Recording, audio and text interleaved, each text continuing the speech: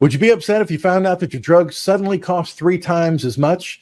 How about your Part D drug plan premium on Medicare just going up 3 times the cost?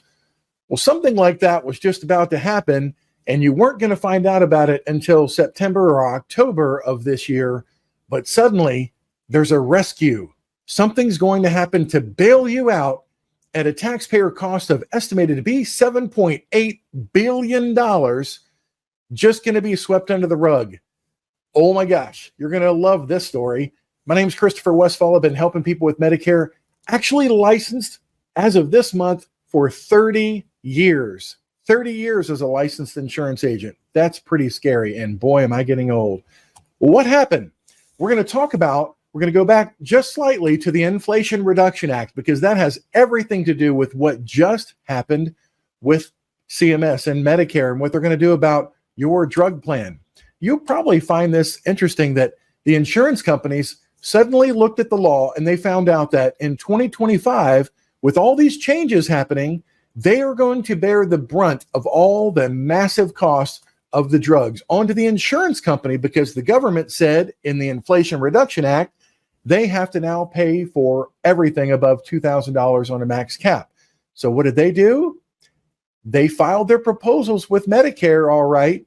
And guess what those proposals look like? I'll tell you in just a minute. They're absolutely horrible. And CMS, that's Medicare, was so freaked out by it that before they allowed those bids to go, they contacted the insurance companies again, because they don't want seniors freaking out, especially in an election year.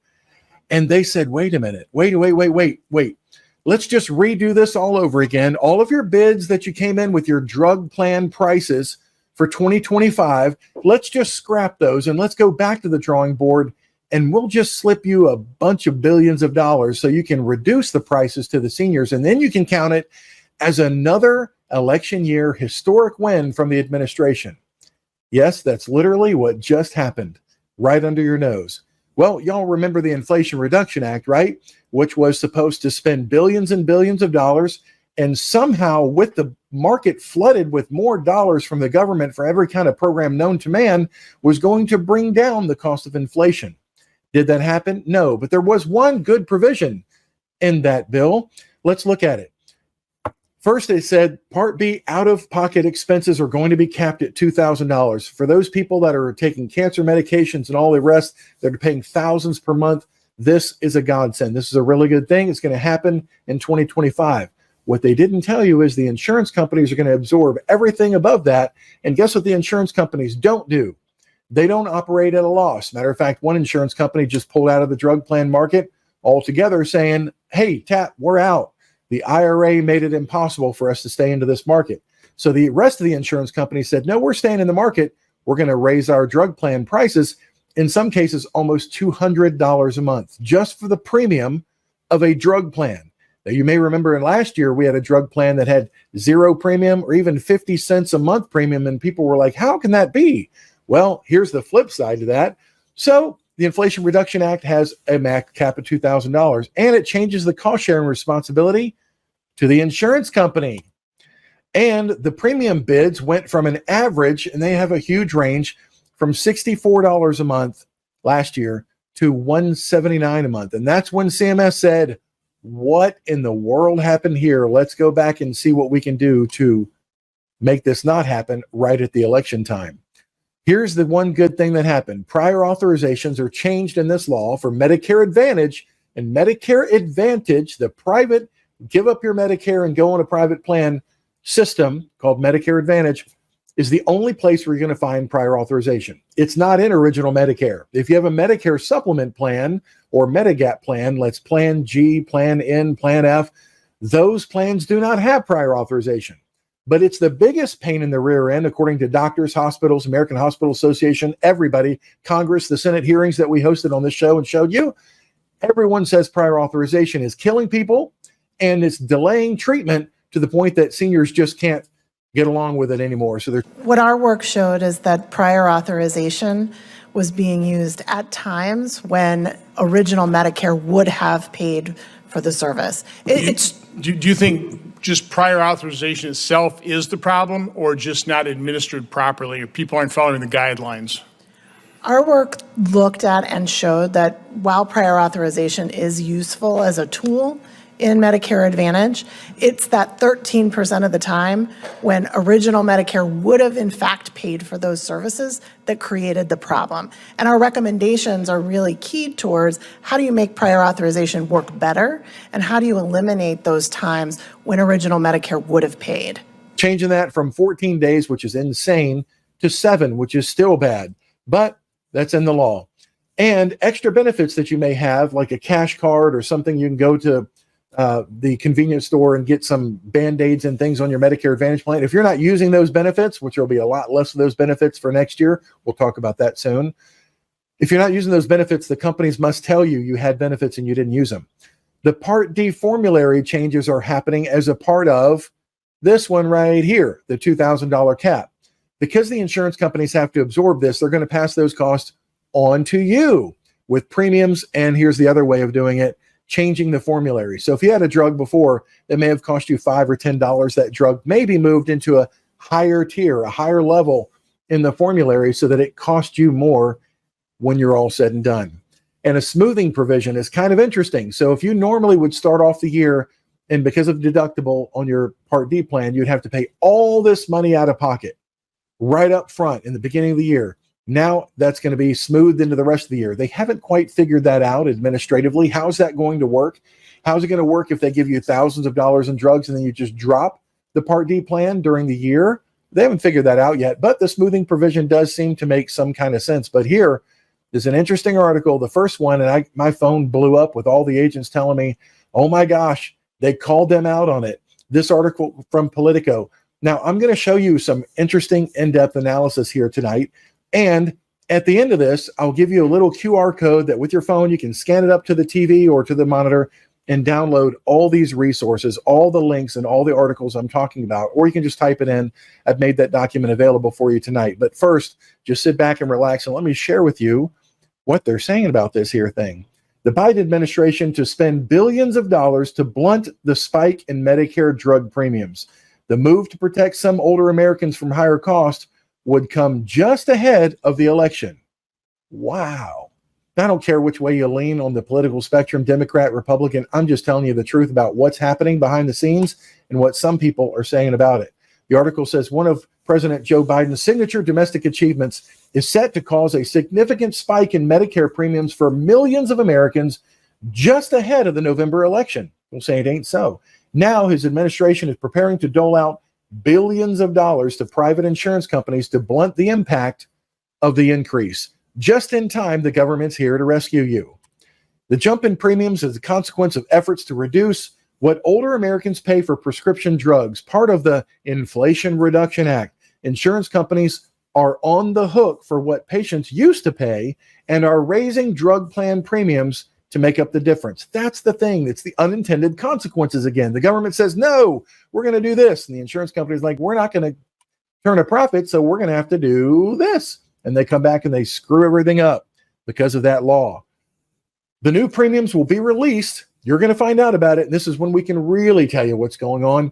In mid to late September of every year, you will get your annual notice of change. Make sure to look out for that. We'll talk about that more in a minute. And could open up the Harris-Walz campaign to a spate of negative headlines. Can you imagine? If your premiums came out and they're suddenly triple what they were last year for your drug plan, you're like, what am I going to do about this? Vice President Kamala Harris has repeatedly touted the Biden administration's effort to lower Medicare costs and weave the idea through her remarks on growing the care economy. A drastic uptick in health insurance premiums a few weeks before the election could muddy that message and give Republicans an easy line of attack, especially as inflation remains at a critical presidential campaign issue. But efforts to alleviate the increase by giving health insurers an extra $15 per member per month toward those premiums have Republicans accusing the administration of attempting to buy a reprieve for a reliable voting bloc, the seniors. Though the Centers for Medicare and Medicaid Services, CMS, has the authority to test changes to Medicare payments and reimbursements and noted it has done similar projects in the past, Republicans argue that this latest effort has no clear statutory basis. Or the last time they did this, by the way, was Barack Obama. when over $8 billion was spent in a demonstration to make sure that Medicare Advantage could stay afloat. That's the last time. And then the Government Accountability Office, by the way, said to the president, you just can't do this. There's no provision in the law because these experiments are supposed to be budget neutral, where they certainly weren't. GAO said, you need to stop this demonstration for Medicare Advantage right away. And the Obama administration said, nope, we're keeping it because it's popular with the insurance companies. Anyway, this in Politico says, quote, it's using the federal treasury for political advantage, said Senator Bill Cassidy, sorry.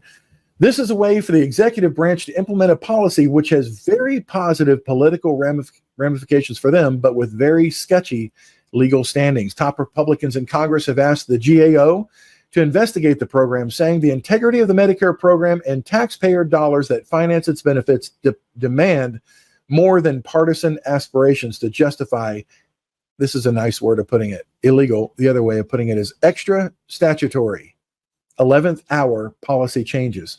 The White House did not respond for comment. Well, that's interesting. Under the administration's plan, the CMS would give participating Medicare prescription drug plans the $15 subsidy and restrict how much insurers can raise premium rates year over year. The deadline for insurance plans to say whether they will participate or not has already passed. The agency estimated that the first year of the 3-year project will cost about $5 billion if all standalone plans participate. Let me explain. This may seem a little bit confusing, so let me explain what happened. We had this big bad thing that was coming. It's a train coming down the train tracks. And all of the seniors on Medicare were just about to find out about it because all of the premiums had been filed by June with CMS so that by September, you will get your annual notice of change in the mail. Hopefully you get it and you pay attention to it and you shop your drug plan as you should every year or your Medicare Advantage plan. Medicare supplements, you don't have to because they never change. They stay the same. But right before CMS went to publish these, and they would let us in the industry know about it in July and August, they went back to the insurance companies and said, what can we do to stop this? We had no idea that this would impact seniors so much. This is going to really, really, really make us look bad. So they created this demonstration program where they're taking back some of the responsibility from the insurance companies, giving them more money every month for those who choose to participate, and it is voluntary. Yeah, so that's what they're going to do. And guess who's going to participate? Just about every stinking insurance company out there. Yes, we'll take the money, and yes, we want to keep them on the rolls, and they'd be a fool not to because it's free money.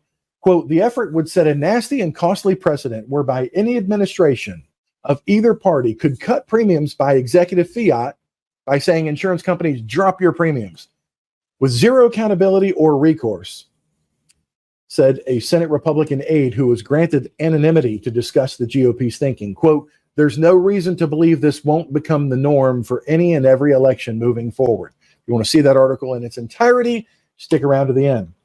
Here's how we got here. President Joe Biden's IRA, Inflation Reduction Act, placed a $2,000 cap on drugs, which would spread their annual drug costs over monthly installments. Yeah. This year, the average monthly premium for the roughly 22 million people with Part D plans is $43 a month. That's the average monthly premium, up about 5% from the last year. Though some people pay considerably more, and that's if you get the higher plans that are available, the premium type plans. But that figure is expected to rise significantly based on the average bid insurance plan submitted in June to cover Part D benefits. First plan premiums will be released in mid to late September. Why CMS is stepping in? The demonstration program, it's just a demonstration. It's just a test, just a little 3-year thing. Could run up to 3 years. It already will. It caps total premium year-over-year increases from plan to plan to $35 a month. Can't increase more than $35 per month if they're going to volunteer and participate. And it allows the government to better mitigate potential plan losses. There's the key. They want to mitigate your insurance company losses by backfilling it like we did on the Affordable Care Act so that the government can step in and make sure that you don't lose money. Quote, the Treasury is going to borrow more money to do this, Senator Cassidy said.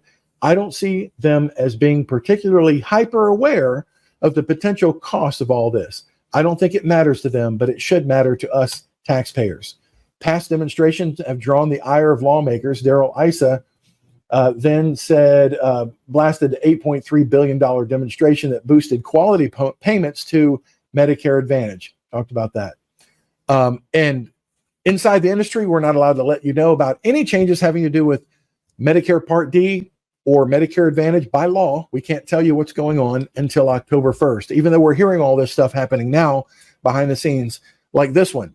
I can't tell you about this. I'm just sharing with you what is in the online world right now. Some insurance companies said because of the adverse impact of the Inflation Reduction Act, they are no longer going to participate. It's a choice that has to be made. If you're just going to lose money, they're going to go out of business, and that would not be good. And this is very interesting. This is an article from the Federalist, and you got to see this one.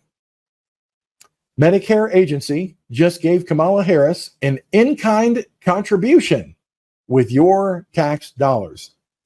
Quote, this is the Democrats' third use in recent years of legally dubious health insurer giveaways to protect them from political headaches. Before I get into this article and share with you what another viewer just like you had to say on his YouTube channel, I want to share with you him as a resource. It's really awesome. Please, if you have not yet done so, subscribe to this channel so you can be aware and mostly like enabled and empowered to know what to do on your Medicare plan when the time comes for you. We're going to talk about timelines in a minute and how that impacts you. We do help people with Medicare. We explain the confusing parts and make it simplified. So if you're making a transition or you're already on a Medicare plan and you want to go to a different one, or you're approaching the age of 65 where you have to make a decision, stay on my employer plan or go on Medicare. And there's so many different kinds of plans. Which one should I look at? That's what we're here for. But please like this video with a thumbs up if you wouldn't mind, as I get right back to the content. The Federalist said the current bailout. CMS announcement came due to changes in the prescription drug benefit that Democrats passed in 2022 called the Inflation Reduction Act. The combination of richer benefits, including a decrease in seniors' maximum out-of-pocket drug spend and structural changes to the benefit design, means the average monthly bid amount for standalone plans nearly tripled compared to last year. If you want to see this article, it'll be listed at the end. I'll give you a document for that. While not all of that increase would get passed through to seniors, CMS conceded, and I have their announcement also here for you in a minute.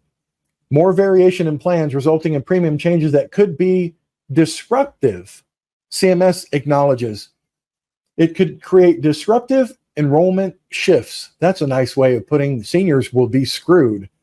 As a result, CMS announced a demonstration project under which Washington will assume greater responsibility for plans' cost overruns and provide outright subsidies to insurers.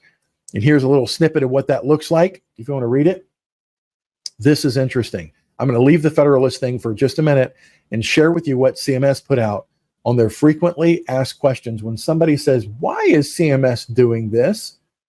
The Inflation Reduction Act, this is them answering this, made the most significant changes to the Part D program since the Part D program was established in 2006. Giving the significant changes to the benefits, the IRA includes protections that constrain the average level of premium increases across the Part D market by limiting year-over-year increases in the base beneficiary amount for calendar year 2024 to no more than $2 per month. However, anytime a politician says however, that means forget everything I just said before. And now is the impactful part. CMS has observed, look at that. They observed more variation in the standalone Part D bids submitted by plan sponsors as compared to the Medicare Advantage plans for 2025.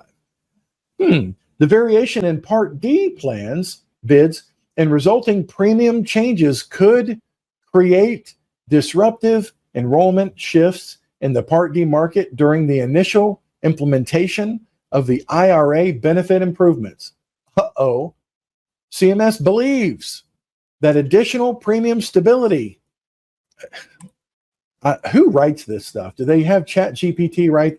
We believe that additional premium stability in the market may improve the predictability of the of the PDP offerings available to enrollees and improve the efficiency of the transition for both people with Medicare and Part D plan sponsors. That'd be the insurance companies. They're the sponsors.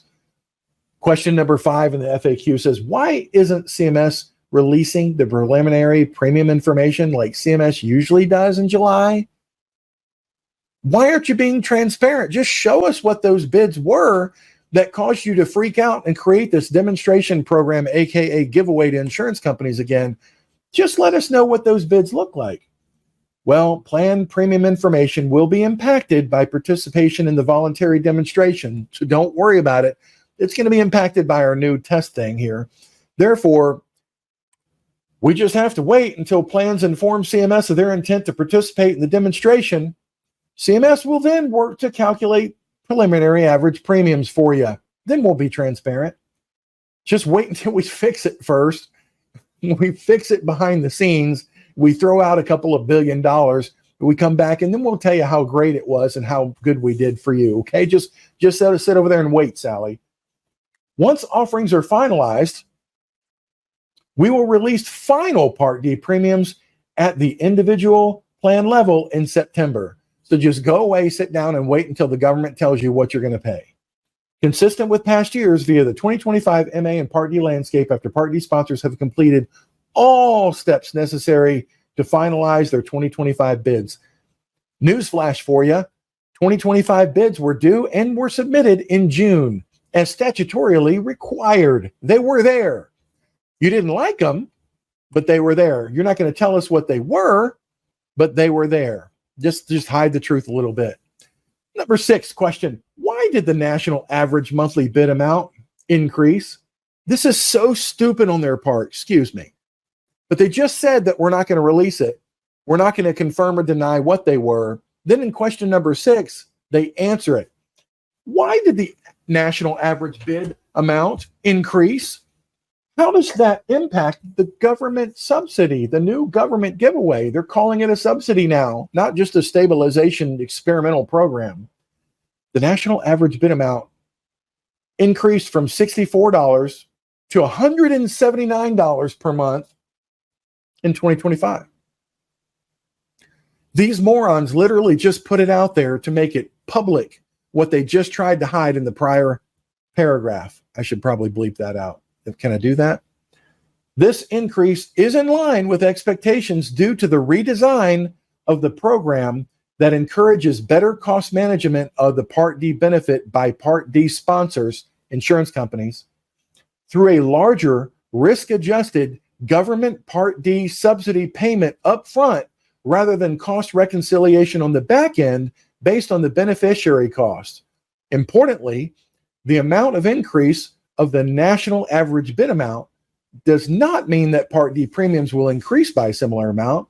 A significant portion of this increase represents funds moved from reinsurance payments to upfront payments to the insurance companies in the form of government subsidies to the plans. The preliminary estimated average subsidy to plans is $142.67. So if you think that Part D costs a lot and the drugs cost a lot, imagine what would it be without the government behind the scenes putting the subsidy in there. Interesting here. CMS claims that this is back to the Federalists looking at it. Opinion piece. CMS claims that the additional premium stability provided by these bailouts could improve the predictability of plan offerings with open enrollment for 2025 starting October 15th, weeks before the election in November. The goal seems clear. Avoid shocking seniors with high premiums or plan cancellations as they head to the polls. One insurance company already pulled the plug. Another insurance company already said they're not going to involve agents anymore. They're cutting out agents altogether so that clients cannot get the agents' help on Part D drug plans. The fallout was already happening. The writing was on the wall when CMS went to do this. Here's a letter written by the heads of several committees in Congress writing to the Government Accountability Office saying, can they do this? Is this legal? We're writing to request the GAO conduct an expedited review of the Part D premium stabilization demonstration. In response to the Inflation Reduction Act, problematic design features, and rushed legislative process, The proposed demonstration employs arbitrary policy levers to achieve short-term objectives. What would those be? The initiative lacks any budget analysis, clear statutory basis, or credible research goals. No, it was last minute. It was just slung out there at the last minute. The integrity of the Medicare program and the taxpayer dollars that finance its benefits demand more than partisan aspirations to justify extra statutory 11th hour policy changes. Prior to the IRA's enactment, numerous policymakers, economists, and patient advocates warned of the law's potential for triggering harmful consequences. Those unintended consequences again, including cost hikes for seniors and working families. I covered it on this here YouTube channel. Since the implementation of the IRA's drug pricing measures began, seniors have experienced reduced choices and increased medication costs. Imagine that. Medicare beneficiaries have seen significant decrease in the number of plan options available, with Part D drug plans declining by 25% since 2020. Certain large insurers have announced their intent to exit the Part D market entirely. For the plan options that remain, seniors face substantial premium increases. Next year, as the Inflation Reduction Act implementation continues to progress, these financial effects will become all the more drastic, with a slated year-over-year national average monthly bid amount of 180%. These trends warrant careful examination by Congress. Like many other aspects of the IRA, the law's restructuring of Part D has arguably undermined competitive dynamics and constrained seniors' choices. That said, the policies advanced through the recently announced demonstration would simply shift costs from plan sponsors and enrollees over to taxpayers. Why not? There's an unlimited trough of money for just taxpayers to bail out more insurance companies, obscuring the law's impact without addressing the underlying drivers. Moreover, consideration of these types of programmatic changes should fall within the purview of the legislative branch. Instead, however, this agency's actions seek to sidestep Congress, waiving statutory directives under the guise of a demonstration project with no meaningful research aims, budgetary assessment, or empirical rigor. Our committees have worked together on a bipartisan basis, regular order to advance, blah, blah, blah. And here are the questions that they submitted over to the GAO. Is the Part D premium stabilization demonstration consistent with the legal authority under this statute and the Social Security Amendment? That's the part of Medicare is putting the Social Security amendments to the law in 67. What budgetary analysis did CMS undertake in developing the demonstration? And what is the estimated budgetary impact of the demonstration? Never asked. As GAO has noted in the past, generally, demonstration projects are supposed to be budget neutral. Does this demonstration conform to the principles of budget neutrality? And if not, why has the Office of Management and Budget not applied its general budget neutrality requirements in this case? Does this demonstration compare with previous demonstrations implemented under the other section in terms of size, scope, and budgetary impact? How does the timeline for participation compare to the previous one? I'll tell you, it was last second, baby. To what extent will the design of the demonstration enable CMS to achieve its stated research goals? And these are the ones involved in that. I want to tell you about Jim. Jim is a YouTuber, and he was retired, and he's a really good researcher, by the way. And he researched, and he calls it DIY, do-it-yourself retirement by a lot of examination. And I found Jim first a couple of years ago when he did a thorough analysis, which I thought was quite vivid, of his example of going on a Plan N Medicare supplement plan, which we think is best for most, as opposed to a Plan G. And he cited exactly the reasons why we recommend it over at plannmedicare.org. It's a website, plannmedicare.org. You should see that. But he shows how it was absolutely accurate. Anyway, this is what, according to Jim, what you need to do now. This is what you need to do. What are we supposed to do? As one educated consumer, here's my game plan for dealing with all these price controls in Medicare Part D plans. when my announcement comes out in September, I'm going to use that as the incentive to start shopping. As I've said before, Part D plan need to be shopped each year based on the drugs that you take and how you want to receive them. And it's going to be even more important that you shop for the total cost, premium plus drug cost out of pocket, that makes sense for you. Don't just go with who you're using now. In my case, Cigna is getting out of the Part D plan, so I'm going to be shopping for one anyway.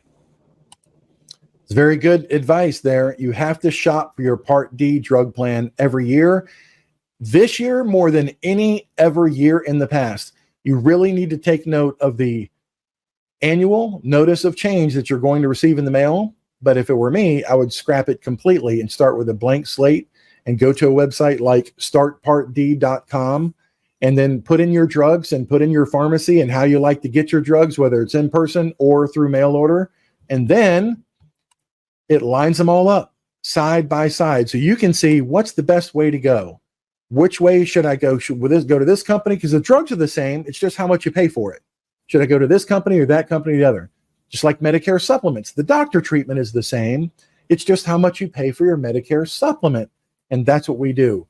We're doing a lot of rewrites, going through underwriting and helping people with that all the time right now in our office, especially during the summertime when it's not busy like it is at the end of the year when everybody wants to review their Medicare Advantage plans. We can change Medicare supplement plans all year long. So if you're going to go look at underwriting and have a website on that, like, can I get even underwritten? How does the underwriting process work if I'm on a Medicare supplement and I want to change to another one and save potentially $200 or $300 a month because you've never shopped your plan maybe in years? Then this website, seniorsavings.network.org/underwritten, that explains the underwriting process, gives you example questions, and tells you how we may be able to help you because we are state to state, like across the country. But anyway, our service is completely free. We're just here to give you free help, free advice, and I hope this has been informational for you.